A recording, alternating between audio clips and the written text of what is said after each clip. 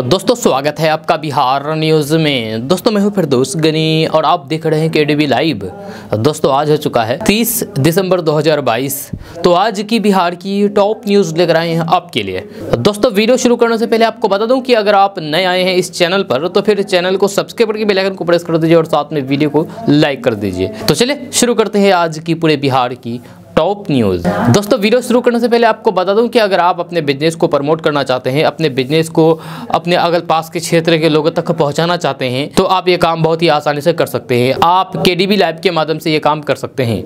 जी हाँ, KDV live से संपर्क करने के लिए आपके मोबाइल स्क्रीन पर जो नंबर दिख रहा होगा इस नंबर पर आप संपर्क कर सकते हैं। ये नंबर केडीवी लाइव की ऑफिशियल नंबर है। इस पर संपर्क करके आप अपने बिजनेस को अपने अगल पास के लोगों तक पहुँचाएँ, अपने अगल पास के लोगों को जानकारी दें और लाभ उठाएं। तो चलिए शुरू करते हैं फिर आज की पूरी बिहार की टॉप न्यूज़। दोस्तों आज बिहार न्यूज़ में सबसे पहले बात करते हैं कि केंद्रीय मंत्री गिरिराज सिंह ने एक बार फिर से सीमांचल में घुसपैठ का मुद्दा उठाया है। एक अखबार की रिपोर्ट का हवाला देकर के उन्होंने ट्वीट किया है और कहा है कि बिहार में सत्ता के संरक्षण से घुसपैठियों का मनोबल बढ़ा है और हिंदू अपने ही घरों में बेघर हो गए हैं। यह सत्ता के लालच में ये लोग अंग्रेजों और मुगलों के स्तर से भी नीचे चले गए हैं। गिरिराज सिंह लगातार इस क्षेत्र में हो रहे बांग्लादेशी घुसपैठ की बात कह रहे हैं। सितंबर महीने में केंद्रीय गृह मंत्री अमित शाह के पूर्णिया दौरे से पहले भी उन्होंने कहा था कि सीमांचल इलाके की डेमोग्राफी बदल गई है। गिरिराज सिंह ने तब पूर्णिया में कहा था कि बिहार में तुष्टिकरण की राजनीति और राजनीतिक संरक्षण की वजह से ही सीमांचल इलाके की डेमोग्राफी बदल गई है। जेडीयू और आरजेडी की सरकार में भारत को गजवा हिंद बनाने की साजिश चल रही है। केंद्रीय मंत्री गिरिराज सिंह ने तब कहा था कि सीमांचल इलाके में 1970 से अब तक एक खास वर्ग की जनसंख्या 20 गुनी बढ़ गई है, जबकि हिंदुओं की संख्या घट रही है। उन्होंने तब जेडीयू और आरजेडी पर संरक्षण देने का आरोप लगाते हुए पूछा था कि क्या जेडीयू और आरजेडी जैसी पार्टियां भारत को गजवा हिंद बनाना चाहती है। इसके साथ ही उन्होंने ये भी कहा था कि गिरिराज सिंह के रहते ये कभी संभव नहीं हो पाएगा। उन्होंने कहा है कि सीमांचल में हिंदू अपने घर से बेघर हो रहे हैं। गिरिराज सिंह ने जिस अखबार की रिपोर्ट के हवाले से ये बात कही है उसके मुताबिक बिहार की किशनगंज, अररिया, पूर्णिया, कटिहार में घुसपैठियों की वजह से क्षेत्र की डेमोग्राफी पूरी तरीके से बदल गई है। किशनगंज में तो हिंदू अल्पसंख्यक हो चुके हैं और एक गांव से दूसरे गांव की तरफ पलायन कर रहे हैं। यहां मुस्लिम हिंदुओं की जमीन खरीद रहे हैं। दोस्तों अब बात करेंगे कि एक मुस्लिम महिला की अजीबोगरीब कहानी सामने आई है जिसे सुनकर के हर कोई हैरान है। आप भी हैरान रह जाएंगे सुनेंगे तो। जब महिला ने धर्म बदल करके 3 बार शादी की। जब पहली शादी के बाद अंजलि बन गई। जब महिला कुंवारी थी तो मुस्लिम थी, शादी करने के बाद अंजलि बन गई। जब दूसरे निकाह के बाद अफसाना बन गई, यानी कि फिर हिंदू से मुस्लिम बनी। और तीसरी शादी के बाद फिर मुस्लिम से हिंदू बन गई। तीसरी शादी के बाद नाम भव्या रखा। तीसरी शादी के बाद भी दूसरी पति से संबंध होने के कारण उनकी हत्या कर दी गई। जी हाँ, जब उसकी मौत का खुलासा हुआ तो पुलिस ने भी अपना सिर पीट लिया। मामला बिहार का नहीं बल्कि उत्तर प्रदेश का है, जहाँ उत्तर प्रदेश के गाजियाबाद का है। मृतक महिला 35 साल की भव्या शर्मा है। जब पुलिस ने खुलासा किया है कि उसकी हत्या करने वाला कोई और नहीं बल्कि उसका पति विनोद शर्मा ही है। गाजियाबाद पुलिस ने आरोपी को गिरफ्तार कर लिया है। जब गिरफ्तारी के बाद शख्स ने बताया है कि मुस्लिम महिला बेबी पहली शादी के बाद अंजलि, दूसरी शादी के बाद निकाह के बाद अफसाना और तीसरी शादी के बाद भव्या शर्मा बन गई थी। शख्स ने हत्या के कारण बताते हुए कहा कि उसका दूसरे पति अनीस के साथ संबंध था। यही वजह है कि पति ने उसकी जान ले ली।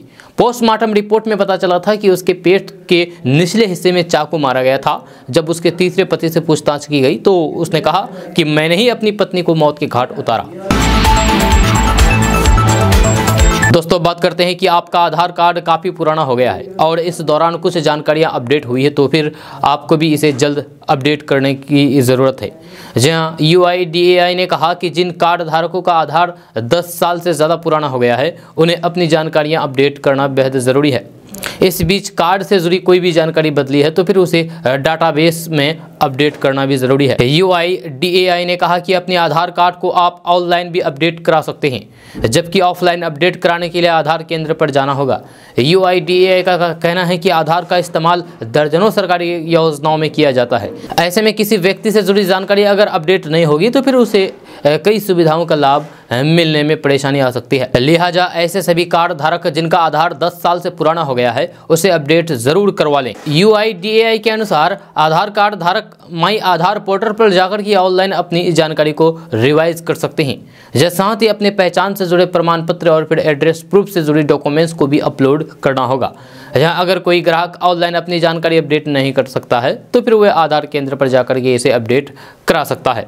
केंद्र पर अपने सभी दस्तावेजों से जुड़ी फोटोकॉपी भी जमा करनी होगी। UIDAI ने कहा है कि जिन लोगों ने पिछले 10 साल से अपने आधार में कोई भी अपडेट नहीं कराया है उन्हें अपनी जानकारियां दोबारा जांच करके अपडेट करा लेना चाहिए। आधार का इस्तेमाल अभी करीब 1100 सरकारी योजनाओं में किया जाता है। इसमें से 319 योजनाएं केंद्र सरकार चला रही है।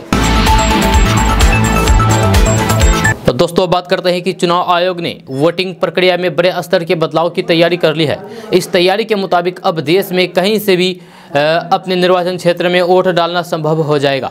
यानी कि आप कहीं से भी रहें, आपको वोट डालने के लिए अपने घर जाने की ज़रूरत नहीं होगी, बल्कि चुनाव आयोग की नई टेक्नोलॉजी की मदद से आप कहीं से भी वोट डाल सकते हैं। जी हाँ, रिमोट वोटिंग के लिए चुनाव आयोग ने prototype remote electronic voting machine को तैयार किया है। ये मशीन एक पोलिंग बूथ से 72 अलग अलग निर्वाचन क्षेत्र में वोटिंग करवा सकती है। चुनाव आयोग ने इस मशीन यानी कि प्रोटोटाइप RVM की टेस्टिंग के लिए सभी राजनीतिक दलों को बुलाया है। 16 जनवरी 2023 को चुनाव आयोग RVM के काम करने के तरीके के बारे में 8 राष्ट्रीय पार्टियों और फिर 57 राज्य स्तर की पार्टियों को बताएगा। इस मौके पर चुनाव आयोग की टेक्निकल टीम और एक्सपर्ट्स भी वहाँ मौजूद रहेंगे जो इसके तकनीक के बारे में बताएंगे। चुनाव आयोग ने राजनीतिक दलों से 31 जनवरी तक इस वोटिंग सिस्टम को लेकर के अपनी राय देने को कहा है। आयोग के मुताबिक सभी राजनीतिक दलों के फीडबैक के आधार पर RVM से वोटिंग की प्रक्रिया को आगे बढ़ावा जाएगा। अगर इस वोटिंग सिस्टम को हरी झंडी मिल जाती है तो फिर प्रवासी लोगों यानी कि जो घर से बाहर दूसरे राज्यों में रहते हैं वे भी आसानी से अपना वोट कर सकते हैं। जी हाँ, यानी कि घर से दूर दूसरे शहरों में या फिर राज्यों में रहने वाले लोगों के लिए वोट डालने की टेंशन ही खत्म हो जाएगी। वे अपने निवास स्थान के लिए नेताओं को चुनने में बिना वहां पहुंचे भागीदारी बन सकते हैं। अक्सर लोग पढ़ाई और नौकरी के लिए दूसरे शहरों का रुख करते हैं और फिर चुनाव के दौरान उनका वहां से अपने घर पहुँच पाना मुश्किल हो जाता है। ऐसे में वोटर्स की बड़ी संख्या वोटिंग के अपने अधिकार से वंचित रह जाती है। तो दोस्तों बात करते हैं कि देश के करोड़ों किसानों के लिए बड़ी खुशखबरी है। जब 12 करोड़ किसानों को नए साल पर PM मोदी बड़ा तोहफा देंगे। PM किसान सम्मान निधि योजना की 13वीं किस्त का इंतजार बेसब्री से किया जा रहा है। इस बीच PM नरेंद्र मोदी ने तारीख का ऐलान करते हुए कहा कि जनवरी महीने में ही करोड़ों लोगों के खाते में 2000 रुपये की 13वीं किस्त ट्रांसफर कर दी जाएगी। PM मोदी ने जानकारी देते हुए बताया है कि 26 जनवरी तक किसानों के खाते में ये पैसा ट्रांसफर किया जा सकता है। जब फिलहाल अभी तारीख निश्चित नहीं है, लेकिन उम्मीद की जा रही है कि जनवरी महीने में ही किसानों को इस पैसे का फ़ायदा मिल जाएगा। वहीं अब तक सरकार 12 किस्त का पैसा ट्रांसफ़र कर चुकी है। दोस्तों अभी हम रोबोट के बारे में बात करने जा रहे हैं। जैसे कि आप सबको पता है कि रोबोट हमारी ज़िंदगी को कितनी आसान बना दी है। जो काम हम लोग एक दिन में पूरा करते थे वे काम रोबोट मिनटों में कर देते हैं। अभी हम आपको रोबोट के बारे में बता रहे हैं कि रोबोट हमारी ज़िंदगी को इतना आसान बना दिया है कि बच्चे पैदा करने से लेकर के सारा कामकाज तक सभी काम अब रोबोट ही करते हैं, रोबोट ही करेंगे। रोबोटिक मोपर के आने के बाद से फर्श की साफ सफाई का काम जैसे बिल्कुल भी भारी नहीं रहा। बस इसे ऑन कीजिए और फर्श पर छोड़ दीजिए, ये अपने आप पूरे घर के फर्श की सफाई कर देता है। आपको बता दूं कि एक रोबोटिक कंपनी है जो हर साल 30,000 हाई क्वालिटी बच्चे पैदा करेगी। फिलहाल ये दावा है, लेकिन उस कंपनी का कहना है कि ये बात सही साबित होगी। इन बच्चों पर किसी भी दंपति का बिल्कुल भी माता पिता की तरह हक होगा। माता पिता चाहे तो बच्चे के जीवन में बदलाव भी करा सकते हैं और ये तय कर सकते हैं कि उनके बच्चे का रंग, उसके बालों और आंखों का रंग क्या होगा। यहीं पर नहीं, पहले घर में कुछ पीसने के लिए बहुत मशक्कत करनी पड़ती थी। खाने के मसालों को पीसने के लिए महिलाओं को सिलबट्टा पर काफ़ी मेहनत करनी पड़ती थी, लेकिन जब से मिक्सर ग्राइंडर आया है ये काम बहुत आसानी से हो गया है और कुछ ही सेकंडों में हो जाता है। और अब आप किसी भी चीज़ का जूस घर में ही निकाल करके पी सकते हैं। ये भी रोबोट के द्वारा ही किया जा रहा है। यही नहीं, वैक्यूम क्लीनर के आने से साफ सफाई का काम आसान हुआ है। घर के कोने कोने से से अच्छी तरीके से धूल की सफाई हो जाती है। आजकल बाजार में रोटी मेकर भी आने लगा है, बस आटे की लोरियां बना करके इसमें रख दें और फिर इसे दबा दें, कुछ ही सेकंड में रोटी बन करके तैयार हो जाती है। यह घर में बहुत से कामों के लिए गर्म पानी की ज़रूरत होती है। पहले पानी गर्म करने के लिए चूल्हे का इस्तेमाल करता था, उसके बाद पानी गर्म करने के लिए रॉड आने लगी और अब ये काम गीज़र से होने लगा है। ये भी एक रोबोट के द्वारा ही किया जा रहा है। दोस्तों, बात करते हैं कि देश के लाखों दिहाड़ी मजदूरों को गरीबी से बाहर निकालने और उनका जीवन स्तर सुधारने के लिए सरकार बड़ी प्लानिंग कर रही है। इसके लिए श्रम मंत्रालय न्यूनतम मजदूरी की परिभाषा बदलने पर भी विचार कर रहा है। इकोनॉमिक्स टाइम्स के अनुसार दिहाड़ी मजदूरों को श्रम मंत्रालय मिनिमम वेज के बजाय लिविंग वेज देने की तैयारी में है। इससे साल 2030 तक लाखों मजदूरों को अति गरीबी से निकालने में मदद मिलेगी। साथ ही भारत का सतत विकास का लक्ष्य भी पूरा किया जा सकेगा। दोस्तों, बात करते हैं कि बिहार में ठंड का कहर लगातार जारी है। मौसम विभाग ने अगले 48 घंटे के लिए घने कोहरे का अलर्ट जारी किया है। यह साथ ही ये भी कहा गया है कि पूरे बिहार में न्यूनतम तापमान में 1 से 3 डिग्री सेल्सियस की कमी आएगी। यह बिहार के ऐसे 19 जिले हैं जहां घने कोहरे और फिर शीतलहर की चेतावनी जारी की गई है। कल भी कई जिले घने कोहरे की चपेट में रहे, जिसमें पूर्वी चंपारण, पश्चिमी चंपारण, गोपालगंज, सिवान, सारण, वैशाली, मुजफ्फरपुर, शिवहर, सीतामढ़ी, मधुबनी, दरभंगा, समस्तीपुर, सहरसा, सुपौल, मधेपुरा, अररिया, पूर्णिया, किशनगंज और कटिहार जिला शामिल है। जब वहीं दक्षिण बिहार के जिलों की बात करें तो यहाँ कोहरे का असर कम ही देखने को मिलेगा। मौसम विभाग की माने तो आज सुबह तक बिहार के ज़्यादातर इलाकों में न्यूनतम तापमान में 3 डिग्री सेल्सियस तक कमी आने की उम्मीद है। इसके बाद लोग ठंड से राहत की सांस लेंगे। अगले 72 घंटे के बाद न्यूनतम तापमान में 3 से 5 डिग्री सेल्सियस तक बढ़ सकता है। जब नया साल यानी कि साल 2023 आते आते लोगों को ठंड से थोड़ी सी राहत मिलने के आसार हैं। दोस्तों, बात करते हैं कि एक और बिहार के मुख्यमंत्री नीतीश कुमार ने जहरीली शराब पीने वालों की मौत पर मुआवजा देने से इनकार कर दिया है, तो फिर वहीं दूसरी तरफ बिहार सरकार के लिए नया विमान खरीदने की तैयारी कर रहे हैं। बिहार के मुख्यमंत्री नीतीश कुमार 2023 में अब जेट इंजन का 10+2 सीटर विमान खरीदने की योजना पर मुहर लगा चुके हैं। जहां वहीं पहले नीतीश कुमार ने जहरीली शराब से हुई मौतों पर मुआवजा देने से इनकार कर दिया था। नीतीश कुमार ने कहा था कि जो शराब पिएगा वो मरेगा, इसके लिए सरकार कोई मुआवजा नहीं देगी।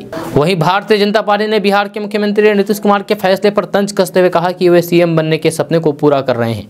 बिहार सरकार ने राज्य में आने वाले वीवीआईपी के लिए एक जेट विमान और एक हेलीकॉप्टर की खरीद को इजाज़त दे दी है।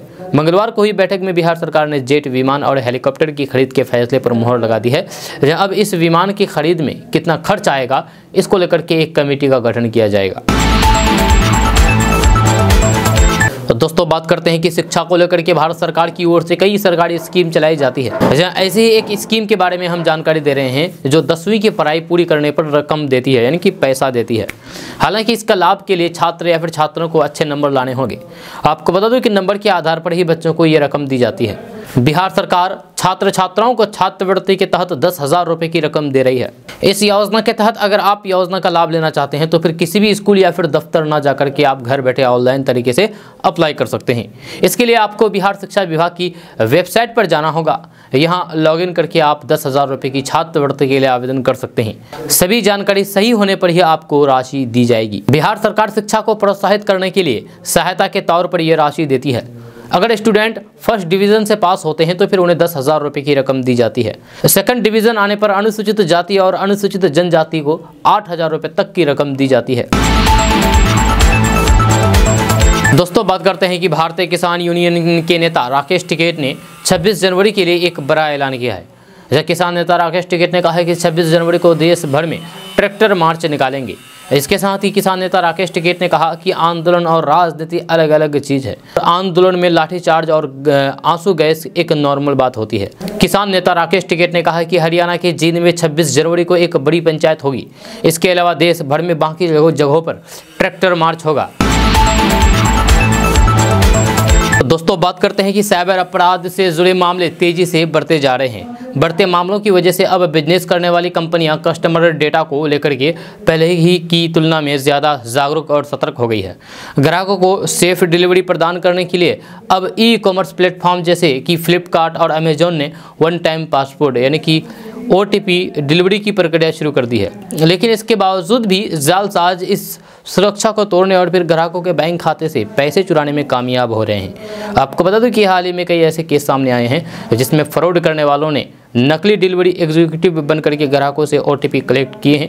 कहा जा रहा है कि धोखा देने वाले और स्कैम जैसी घटनाओं को अंजाम देने वाले लोग डिलीवरी पैकेज प्राप्त करने वाले ग्राहकों पर नज़र रखते हैं और OTP मांगने के लिए ग्राहकों के दरवाजे पर डिलीवरी एजेंट के रूप में पहुंच जाते हैं। इसके अलावा धोखाधड़ी करने वाले ये लोग ये कहते हुए ऑर्डर की राशि मांगते हैं कि ये कैश ऑन डिलीवरी पैकेज है। यदि ग्राहक डिलीवरी पैकेज रिसीव करने से इनकार करते हैं तो फिर वे ऐसा दिखावा करते हैं कि जैसे कि वे डिलीवरी को कैंसिल कर रहे हैं। ऑर्डर कैंसिल करने के लिए वे ग्राहकों को अपने जाल में फंसाते हुए OTP मांगते हैं। OTP प्राप्त करने के बाद वे ग्राहकों के फ़ोन को हैक कर लेते हैं और फिर लोगों के अकाउंट से पैसे निकाल लेते हैं। दोस्तों बात करते हैं कि कटिहार में नगर निगम चुनाव में परिवार संघ मतदान करने पहुंचे पूर्व उप मुख्यमंत्री तारकिशोर प्रसाद ने CM नीतीश कुमार और डिप्टी CM तेजस्वी यादव पर निशाना साधा है। उन्होंने कहा कि महागठबंधन सरकार की जो स्थिति है ये बताने की आवश्यकता नहीं है। उन्होंने सरकार बनाने के दौरान बातें कही थी, जब सरकार बनने के पूर्व में 10 लाख नौकरी दूंगा, यही नहीं प्रथम कैबिनेट में दस्तखत करके नौकरी दूंगा। मैं आवागमन के जो अभ्यर्थी हैं उनका खर्च सरकार वहन करेगी। आने जाने के लिए जो खर्च होगा उस अभ्यर्थियों को खर्च का पैसा सरकार देगी। लेकिन ये सारी चीजें केवल सरकार में शामिल होने तक ही थी। युवाओं को इस तरह से झूठे वादे करके नहीं लुभाया जा सकता है। साथ ही उन्होंने कहा है कि 2025 का नेतृत्व तेजस्वी यादव करेंगे। तो मुझे तो आश्चर्य इस बात का लगता है कि तेजस्वी यादव आखिर किसका नेतृत्व करेंगे। दोस्तों बात करते हैं कि बिहार के मुख्यमंत्री नीतीश कुमार ने कहा कि कोरोना संक्रमण को लेकर के सभी को सतर्क रहना है और किसी को अगर परेशानी होती है तो फिर उसे इलाज के लिए अस्पताल में पूरा प्रबंधन किया गया है। अरुण जेटली की जयंती पर पटना के कंकरबाग में स्थित एक पार्क में आयोजित श्रद्धांजलि कार्यक्रम में पूर्व केंद्रीय मंत्री प्रतिमा पर माल्यार्पण करने के बाद पत्रकारों से मुखातिब होते हुए नीतीश कुमार ने कहा कि बिहार में कोरोना संक्रमण के मामले शून्य हो गए थे। जब बाहर से जो लोग आ रहे हैं उन सभी की जांच का पूरा प्रबंध किया गया है। मुख्यमंत्री ने कहा कि हम लोग शुरू से ही कोरोना जाँच और फिर टीकाकरण पर जोर दे रहे हैं। राज्य में रोजाना लगभग 40 से 50 हज़ार लोगों की कोरोना जाँच की जा रही है। इसके अलावा हर दिन औसतन 4 से 5 हज़ार लोगों का टीकाकरण भी किया जा रहा है।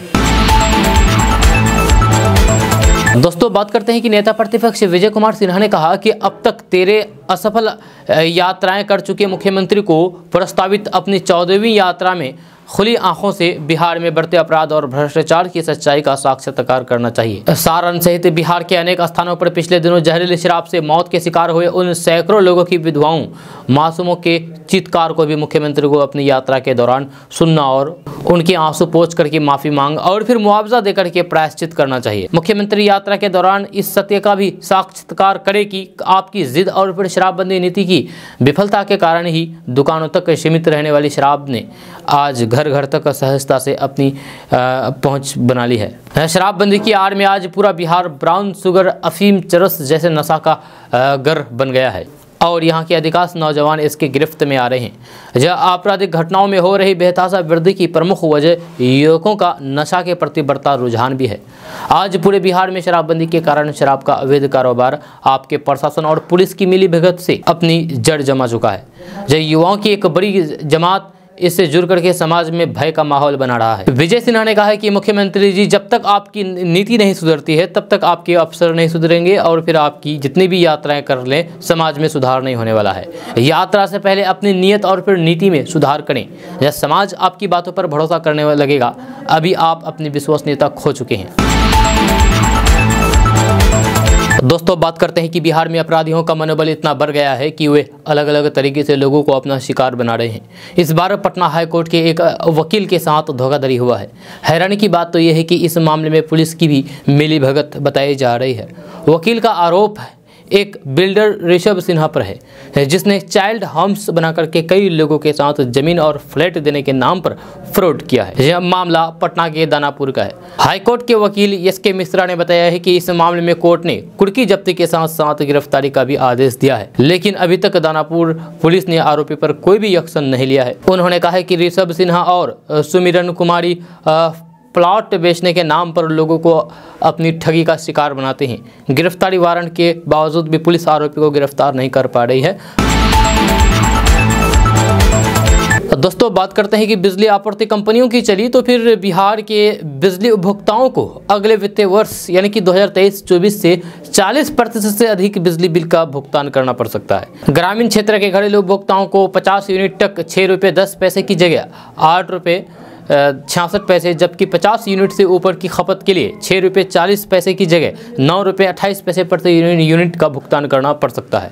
शहरी क्षेत्र के घरेलू उपभोक्ताओं को 100 यूनिट तक 6 रुपये 10 पैसे की जगह 8 रुपये 66 पैसे, जबकि 100 यूनिट से ऊपर की खपत के लिए 6 रुपये 95 रुपये की जगह 10 रुपये 35 पैसे प्रति यूनिट का भुगतान करना पड़ सकता है।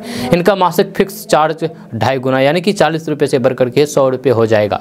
बिजली कंपनियों के इस प्रस्ताव पर 20 जनवरी से 17 फरवरी तक चलने वाली जन सुनवाई के बाद बिहार विद्युत विनियामक आयोग अंतिम फैसला सुनाएगी।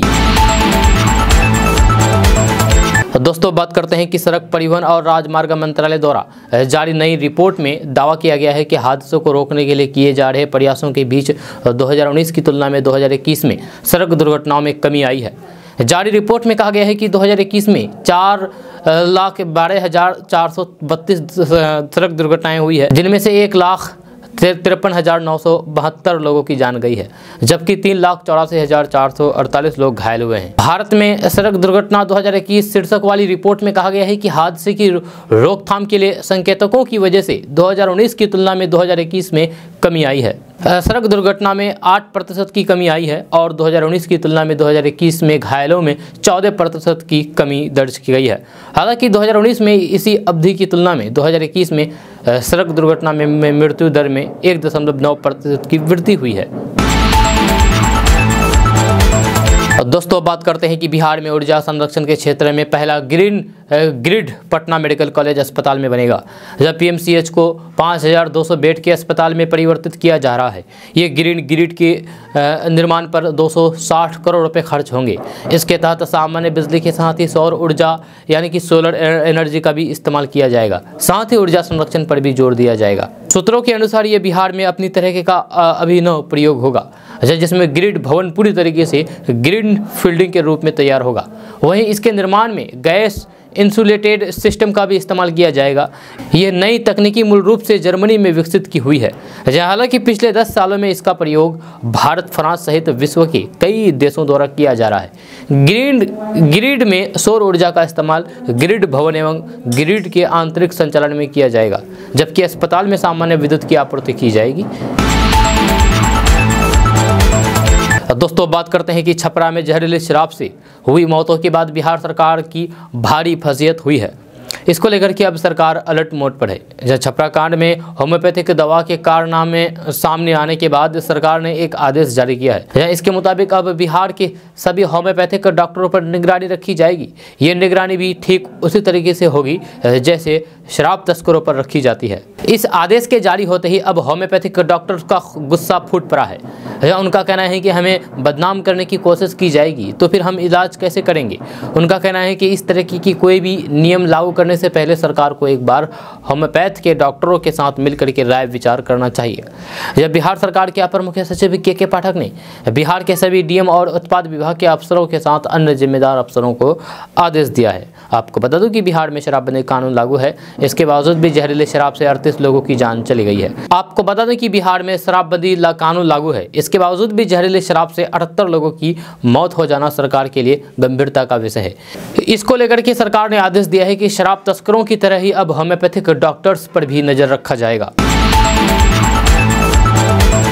दोस्तों बात करते हैं कि केंद्रीय मंत्री धर्मेंद्र प्रधान के उस बयान जिसमें उन्होंने भारत के इतिहास को गलत तरीके से लिखा हुआ बताया है और सही इतिहास लिखने की बात कही थी। इसको लेकर के बिहार के मंत्री विजय कुमार चौधरी ने करारा पलटवार किया है। जब बिहार के वित्त मंत्री विजय चौधरी ने धर्मेंद्र प्रधान के बयान को शर्मनाक बताते हुए कहा है कि बीजेपी देश के इतिहास से छेड़छाड़ करना चाह रही है, जो शर्मनाक है। आपको बता दूं कि सासाराम में केंद्रीय मंत्री धर्मेंद्र प्रधान ने कहा था कि भारत के इतिहास को गलत ढंग से लिखा गया है। अब केंद्र की मोदी सरकार पूरी ताकत के साथ नया और लंबे इतिहास लिखने के लिए प्रयास कर रहा है। धर्मेंद्र प्रधान ने देश की शिक्षा इतिहास को देश की पूंजी भी बताई थी, लेकिन इतिहास फिर से लिखने वाले बयान को लेकर के मंत्री विजय चौधरी ने करारा पलटवार किया है। धर्मेंद्र प्रधान के बयान को शर्मनाक बताते हुए विजय चौधरी ने कहा कि बीजेपी देश के इतिहास से छेड़छाड़ करना चाह रही है। ये दूषित मानसिकता की परिचायक है। इसके पीछे सबसे बड़ी वजह जो है वो ये है कि बीजेपी का इतिहास में किसी तरीके की भूमिका का नहीं होना है। बीजेपी का स्वतंत्रता संग्राम में कोई भूमिका नहीं रही है। वित्त मंत्री विजय चौधरी ने बीजेपी पर हमला करते हुए आगे कहा कि देश की आज़ादी या फिर राष्ट्र के निर्माण में भी कभी भी बीजेपी की भूमिका नहीं रही है। जनता ने मौका दिया, अब इतिहास बनाना चाहिए, लेकिन बीजेपी इतिहास बनाने की बजाय इतिहास को बदलने का प्रयास कर रहा है। इस बात की चर्चा अब पीएम नरेंद्र मोदी से लेकर के देश के गृह मंत्री अमित शाह तक कर रहे हैं। देश के लोगों को इससे सचेत रहने की आवश्यकता है। दोस्तों, बात करते हैं कि बीजेपी के सांसद प्रज्ञा ठाकुर के चाकुओं के धार करने के बयान के बाद सियासत गर्मा गई है। भारतीय जनता पार्टी पर कांग्रेस हमलावर हो गई है। कांग्रेस नेता कन्हैया कुमार ने कहा है कि देश की सुरक्षा की जिम्मेदारी गृह मंत्री अमित शाह पर है और बीजेपी सांसद ऐसा बयान दे रहे हैं कि उनका ही मजाक उड़ रही है। कन्हैया कुमार मुंबई में कांग्रेस के 138वें स्थापना दिवस के अवसर पर एक सभा में बोल रहे थे। कन्हैया कुमार ने कहा है कि सदाचारी प्रवृत्ति के लोग हिंसा में विश्वास नहीं रखते हैं। वे जब भी बात करेंगे तो फिर अभद्र भाषा का इस्तेमाल नहीं करेंगे, लेकिन साध्वी प्रज्ञा तो बिल्कुल भी उल्टा कर रही है। वे लोगों से कह रही है कि चाकुओं को धार कर लो। किस तरीके की साध्वी है ये, समझ से परे है। कन्हैया कुमार ने मुंबई में सभा को संबोधित करते हुए कहा कि बीजेपी सांसद ने देश के गृह मंत्री का मजाक उड़ाने की कोशिश की है। कांग्रेस नेता कन्हैया कुमार ने कहा है कि गृह मंत्री पर देश की सुरक्षा संभालने की जिम्मेदारी होती है, लेकिन वे यानी कि प्रज्ञा ठाकुर कहने की कोशिश कर रही है कि अमित शाह का कोई काम नहीं है, इसलिए हम सभी को अपने चाकुओं को धारदार करने की ज़रूरत है। उन्होंने तंज कसते हुए कहा है कि अगर हम चाकू को तेज करने का काम करेंगे तो फिर कानून क्या करेगा। दोस्तों, बात करते हैं कि सीबीएसई के सीटीईटी एग्ज़ाम के 24 दिनों का शेड्यूल जारी हो गया है। जी हाँ, सीटीईटी की ऑनलाइन परीक्षा 28 दिसंबर 2022 से शुरू हो गई है, जो 7 फरवरी 2023 तक चलेगी। इस दौरान कुल 24 दिन पेपर होंगे। पेपर के एक सप्ताह पहले अभ्यर्थियों को एडमिट कार्ड मिलेंगे। इस बार देश भर से 32 लाख से अधिक अभ्यर्थी सीटीईटी यानी कि सीटेट दे रहे हैं। इसमें से 5,46,000 अभ्यर्थी बिहार से हैं। इसके लिए राज्य के यानी कि बिहार के 7 शहरों में परीक्षा केंद्र बनाया गया है। अभ्यर्थी परीक्षा के लिए आवंटित शहर और फिर परीक्षा की तिथि सीटीईटी वेबसाइट पर जाकर के देख सकते हैं। सीटीईटी वेबसाइट पर तिथि, पाली, समय और केंद्र का पूरा विवरण डाल दिया गया है। इस बार बोर्ड ने परीक्षा केंद्र रैंडम रूप से निर्धारित किया है। बिहार में 7 शहरों में परीक्षा ली जाएगी, जहां पटना के अलावा आरा, दरभंगा, भागलपुर, गया, मुजफ्फरपुर और समस्तीपुर में परीक्षा केंद्र बनाए गए हैं। बिहार की झांकी को शामिल नहीं किया गया है, जहाँ केंद्र की विशेष समिति ने गयाजी बांध थीम पर आधारित प्रस्तावित झांकी को खारिज कर दिया है। नई दिल्ली में गणतंत्र दिवस समारोह में इस बार लगातार 7वें साल भी बिहार की झांकी नहीं दिखेगी। दरअसल राज्य सरकार के सूचना एवं जनसंपर्क विभाग ने गया में फल्गु नदी पर बने रबर डैम को बिहार की झांकी के रूप में पेश करने का प्रस्ताव भेजा था, जिसे केंद्र सरकार की एक्सपर्ट कमेटी ने खारिज कर दिया है। इसकी वजह इसे झांकी के मानकों पर खरा नहीं उतरना बताया जा रहा है। बिहार के सूचना और जनसंपर्क विभाग ने बताया है कि प्रस्तावित झांकी गणतंत्र दिवस परेड के लिए निर्धारित मापदंडों को पूरा नहीं करती है। ऐसे में इसे परेड में हिस्सा नहीं बनाया जाएगा। दोस्तों, बात करते हैं कि बिहार के मुख्यमंत्री नीतीश कुमार ने आरजेडी के राष्ट्रीय अध्यक्ष लालू प्रसाद यादव के खिलाफ मामले को फिर से खोलने के लिए सीबीआई के कदम को राज्य में यानी कि बिहार में महागठबंधन सरकार बनाने के लिए जदयू के साथ हाथ मिलाने को जिम्मेदार ठहराया है। उन्होंने पूर्व केंद्रीय वित्त मंत्री अरुण जेटली की जयंती पर आयोजित कार्यक्रम के दौरान कहा कि आप देख रहे हैं कि यहाँ क्या हो रहा है। लालू जी और मैंने एक हाथ मिलाया और बिहार में सरकार बनाई, इसीलिए सीबीआई ने उनके खिलाफ मामला फिर से खोल दिया है। आप बेहतर जानते हैं कि इसके पीछे कौन है। लालू प्रसाद यादव के अलावा उनके बेटे और फिर वर्तमान के उप मुख्यमंत्री तेजस्वी यादव और उनकी 2 बेटियां चंदा यादव और रागिनी यादव आरजेडी के रेल मंत्री के कार्यकाल के दौरान दिल्ली की एक रियल एस्टेट कंपनी को विभिन्न रेलवे परियोजना आवंटन के संबंधित मामले में आरोपी बनाया है। मामला 2018 में दर्ज किया गया था और मई 2021 में बंद कर दिया गया था। जहां इससे पहले तेजस्वी यादव पहले ही कह चुके हैं कि केस दोबारा खोलने से सीबीआई को कुछ हासिल नहीं होगा। तेजस्वी यादव ने कहा था कि लालू जी और हमारे परिवार के सदस्यों का जीवन एक खुली किताब की तरह है, हमने कुछ भी नहीं छिपाया है। जहाँ वह मामले को फिर से खोलने के लिए स्वतंत्र है, आज़ाद है, लेकिन उन्हें कुछ हासिल नहीं होने वाला है। दोस्तों, बात करते हैं कि सुशांत सिंह राजपूत की हत्या की गई थी। एक्टर की मौत के लगभग 2.5 साल बाद हुए इस खुलासे के बाद एक बार फिर से इस केस की चर्चा शुरू हो गई है। इस खुलासे के बाद जहां सुशांत सिंह राजपूत की बहन कीर्ति सिंह ने जहां इस राज को सामने लाने वाले राज कपूर की सुरक्षा की मांग की है, वहीं अपने रिटायरमेंट के लगभग 2 साल बाद बिहार के पूर्व डीजीपी गुप्तेश्वर पांडे ने भी इस केस को लेकर के खुल करके बात की है। रिटायरमेंट के बाद धार्मिक कार्यों में व्यस्त पूर्व डीजीपी गुप्तेश्वर पांडे ने कहा है कि अगर मुंबई पुलिस उनकी मदद की होती तो फिर उसी वक्त 15 दिनों के अंदर वे इस गुत्थी को सुलझा चुके होते। 15 दिन मुझे जांच करने का मौका मिला रहता तो फिर इतने लंबे समय तक इस केस पर पर्दा नहीं पड़ा रहता। जब 15 दिन हमें मिला रहता तो फिर केस की बहुत सारी सच्चाई सामने आ जाती। मुझे तो संदेह है कि सीबीआई इस गुत्थी को सुलझा पाएगी या नहीं, क्योंकि साक्ष्यों को नष्ट किया जा चुका है।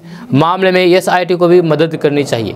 4-5 दिनों के लिए जो हमारी स्टार सदस्यता टीम की बनाई गई थी, अगर पारदर्शिता के साथ वे तथ्यों को रखते तो फिर हमें संदेह करने की कोई गुंजाइश नहीं रहती या फिर कम रहती, लेकिन उन्होंने कुछ शेयर नहीं किया हमारे साथ।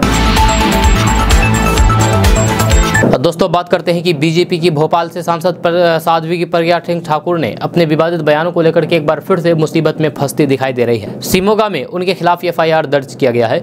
उन पर भड़काऊ भाषण देने का आरोप लगाया गया है। कर्नाटक पुलिस ने ठाकुर के खिलाफ एक सम्मेलन में उनके कथित भड़काऊ भाषण के लिए मामला दर्ज किया है। अधिकारियों ने कहा है कि शिवमोगा जिला कांग्रेस कमेटी के अध्यक्ष एचएस सुदरेश की शिकायत के आधार पर पुलिस थाने में मामला दर्ज किया है।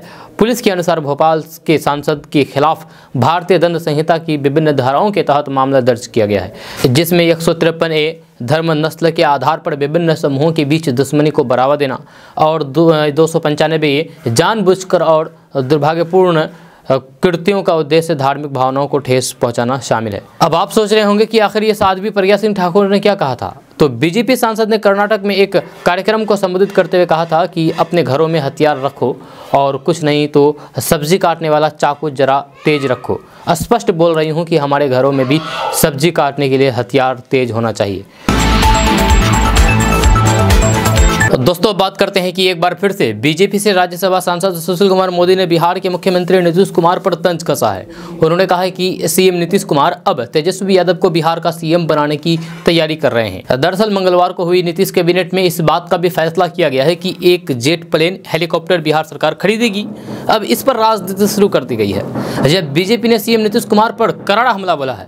बीजेपी से राज्यसभा सांसद सुशील कुमार मोदी ने सीएम नीतीश कुमार पर हमला बोलते हुए कहा कि नीतीश कुमार सिर्फ तेजस्वी यादव के जवाब में आकर ही जेट प्लेन हेलीकॉप्टर खरीदने की तैयारी कर रहे हैं। सुशील कुमार मोदी ने कहा कि बिहार के सीएम नीतीश कुमार आगामी लोकसभा चुनाव 2024 की तैयारी में जुटे हैं, इसलिए वे जेट प्लेन खरीद रहे हैं ताकि सीएम बनने के बाद तेजस्वी यादव जेट प्लेन में घूम सके। सुशील कुमार मोदी ने कहा है कि दूसरे राज्यों की सरकारें जेट प्लेन या फिर हेलीकॉप्टर कभी भी नहीं खरीदती, लीज पर हेलीकॉप्टर खरीदती है। लीज पर प्लेन लेने के बाद सिर्फ उनका मेंटेनेंस का खर्च ही देना पड़ता है, लेकिन सीएम नीतीश कुमार पहले प्लेन खरीदेंगे फिर उसके मेंटेनेंस पर रुपए खर्च करेंगे। तो दोस्तों, बात करते हैं कि बिहार में भ्रष्ट लोक सेवकों के खिलाफ कार्रवाई करने के मामले में साल 2022 को खास तौर से याद किया जाएगा। इस बार घूस लेते रंगे हाथ, आय से अधिक संपत्ति मामले और अन्य मामले में 67 भ्रष्ट लोक सेवकों को पकड़ा गया। ये पिछले साल की संख्या 57 लोक सेवकों के मुकाबले 10 अधिक है। इसमें ट्रैप कांड में 48, आय से अधिक संपत्ति मामले में 15, पद के भ्रष्ट दुरुपयोग मामले में 3 और अन्य कांड में पकड़े गए 1 लोक सेवक शामिल है। ट्रैप कांड में 3 वारंटी समेत 62 कर्मियों की गिरफ्तारी की गई है। इस बार ट्रैप कांड में 31,59,000 रुपये पकड़े गए हैं। सबसे ज्यादा 80 लोक सेवकों के खिलाफ आरोप पत्र दायर किए गए हैं। वही पिछले 54,50,000 रुपये ट्रैप कांड में पकड़े गए थे और 53 के खिलाफ ही आरोप पत्र दायर किया गया था। दोस्तों, बात करते हैं कि कई बार घर से निकलते समय लोगों का ड्राइविंग लाइसेंस घर पर छूट जाता है। इसी को ध्यान में रखते हुए परिवहन मंत्रालय ने ड्राइविंग लाइसेंस की मान्यता दे दी है। अब आप अपने मोबाइल फ़ोन में ड्राइविंग लाइसेंस को डाउनलोड करके रख सकते हैं। खबर के अनुसार ड्राइविंग लर्निंग लाइसेंस को डिजी लॉकर ऐप की मदद से आसानी के साथ डाउनलोड किया जा सकता है। आईटी एक्ट 2000 और फिर मोटर व्हीकल एक्ट 1988 के तहत पूरे भारत में डिजी लॉकर से डाउनलोड किया गया लाइसेंस मान्य है। आपको बता दूं कि गाड़ी चलाने के दौरान अगर कोई ट्रैफिक पुलिस आपसे ड्राइविंग लाइसेंस की मांग करता है तो फिर आप डिजी लॉकर से डाउनलोड किया गया ड्राइविंग लाइसेंस दिखा सकते हैं। जी हाँ, साथ ही साथ इसका इस्तेमाल आप सभी जगह पर कर सकते हैं। दोस्तों बात करते हैं कि महात्मा गांधी राष्ट्रीय ग्रामीण रोजगार गारंटी योजना यानी कि मनरेगा को लेकर के फिर से बहस छिड़ गई है।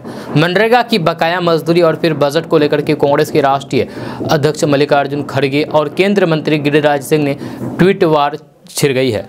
यह खड़गे ने जहां मोदी सरकार पर ग्रामीण भारत से रोजगार के अधिकार को छीनने का आरोप लगाया है, तो फिर वहीं बीजेपी की ओर से पलटवार करते हुए केंद्रीय मंत्री गिरिराज सिंह ने उन पर ओछी राजनीति करने का आरोप लगाया है। दरअसल बुधवार को कांग्रेस के राष्ट्रीय अध्यक्ष मल्लिकार्जुन खड़गे ने मोदी सरकार पर निशाना साधते हुए ट्वीट किया। खड़गे ने अपने ट्वीट में मनरेगा की बकाया मजदूरी को लेकर के सवाल उठाया और फिर मोदी सरकार पर ग्रामीण भारत से रोजगार का अधिकार छीनने का आरोप लगाया है। खड़गे ने अपने ट्वीट में लिखा है कि कांग्रेस द्वारा मनरेगा के तहत ग्रामीण भारत के लिए रोजगार का जो अधिकार सुनिश्चित हुआ है उसे मोदी सरकार छीनने पर उतारू है। दोस्तों आज का न्यूज़ बस ये था। कैसा लगा नीचे कमेंट बॉक्स में कमेंट करके जरूर बताइएगा। अगर आप नए आए हैं इस चैनल पर तो फिर चैनल को सब्सक्राइब करके बेल आइकन को प्रेस कर दीजिए और साथ में वीडियो को लाइक कर दीजिए, अपने दोस्तों के साथ शेयर भी कीजिए। तो चलिए मिलते हैं फिर नेक्स्ट वीडियो के साथ, तब तक के लिए जय हिंद जय बिहार।